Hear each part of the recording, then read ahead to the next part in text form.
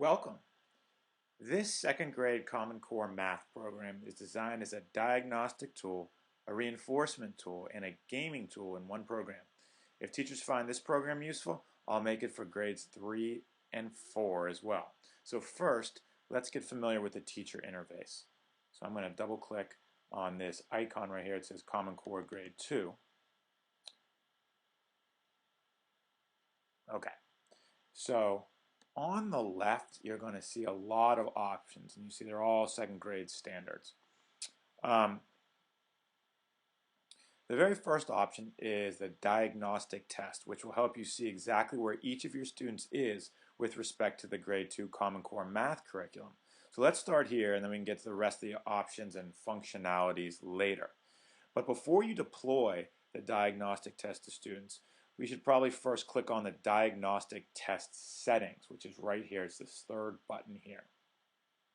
Here you'll determine exactly what the test will look like to your students. So I click here. And it says first determine how many questions you want students to see on the test. I would recommend 25 to 50, and this way we can get all the standards in. The interesting thing about this program is as students take the test, they can continually save their progress and continue later if need be. I'm going to keep it at, I'm going to go to 15 right here because I'm showing a demonstration. I don't want the demonstration to take too long. I'm kind of worried this one will take too long as it is. Okay, so, and then show at least one question from each standard. This is a great idea, but only works if you have at least 24 questions because there's 24 substandards for second grade Common Core. So I'm not going to check that right now because it doesn't make sense with only 15. Here's an important one though. This is important. Let me explain why. Randomize questions. Okay, so by default, the test is not randomized so that each student gets the exact same test with the same problems. This makes reviewing very easy and makes the advanced statistics, which we'll see later, more meaningful. If you want tests to show different questions for each student, click Randomize Questions right here, and each student will have different questions. And when you're satisfied with your settings, click OK, and they'll be saved. Okay, so let's do this. I'm going to deploy a diagnostic test to students. It's just like deploying anything else on Mr. Nussbaum Extend. I'm going to click and drag diagnostic test to the to be deployed place. And then I'm going to pick, I'm just going to deploy this to one student right now. And go to deploy now. And that student now has a diagnostic test that they can take from within their account. So I click OK. Now let's switch to a student account to see how the diagnostic test looks from the student perspective.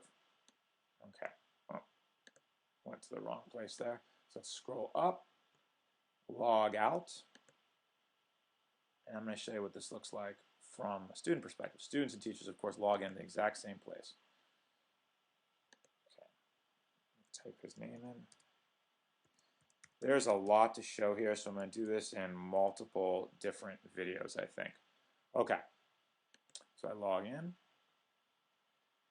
and just like the teacher, I click on Common Core Grade 2. And once I do that, it takes a couple seconds, but the test will automatically appear. Okay, a couple things. As students take the test, there are two tools they can use. The X, like for example, if there is a multiple choice question, particularly, this is good. The X can be dragged and dropped to different answers. Some kids like to do deductive reasoning, and if they can place an X over one answer, it just kind of makes it easier for them. So that's the X, simply drag and drop anywhere where a student wants it to go. Toggle calculation area. So this is when they actually have to do some calculations. Is they can actually drag and drop numbers around.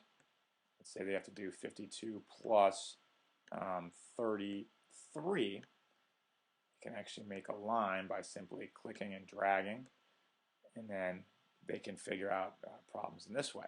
So this is just a handy little drag and drop calculation area for them. So anyway, let's continue.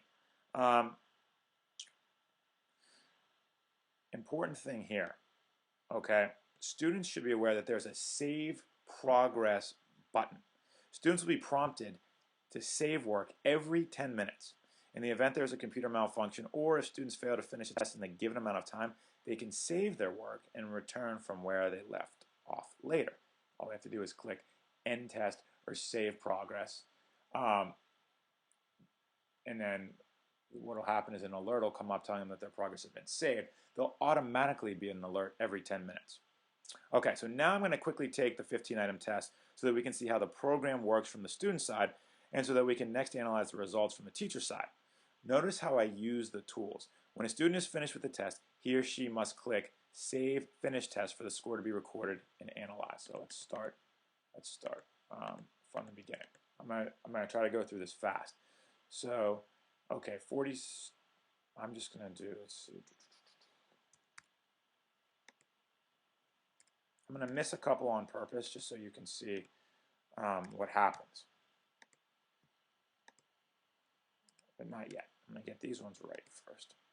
And so I need to complete a sequence here. Let's purposely get this one wrong. I'm going to roll through these really fast. So it might be hard to actually see the problems. All right, so I know that this one is.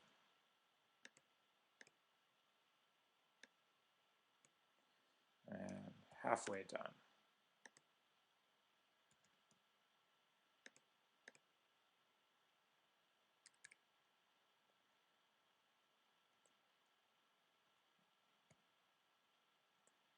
No, I'm just going to miss this one on purpose too because it takes too long to get the right answer.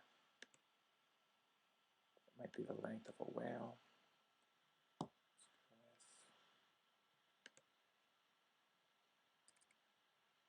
And almost done here. Here's a multiple choice question. You could drag an X2 if you did. I don't think it's that one. I don't think it's that one. Between A or D, I know it's A. And how many vertices? Let's call it 8. Then answer. Okay, so now I've submitted the answer. When I'm done with my test, I have to click End Test Save Progress. Test results saved. So I got 12 out of 15. Now look, watch what happens here. Upon finishing, the student is shown his or her basic score, and then based on the automatic breakdown of the score, he or she is deployed reinforcement exercises or games that pinpoint the Common Core skills that the student missed on the diagnostic test. Scores from these games and exercises are recorded as well so the student and the teacher can track progress. So you see I missed 3.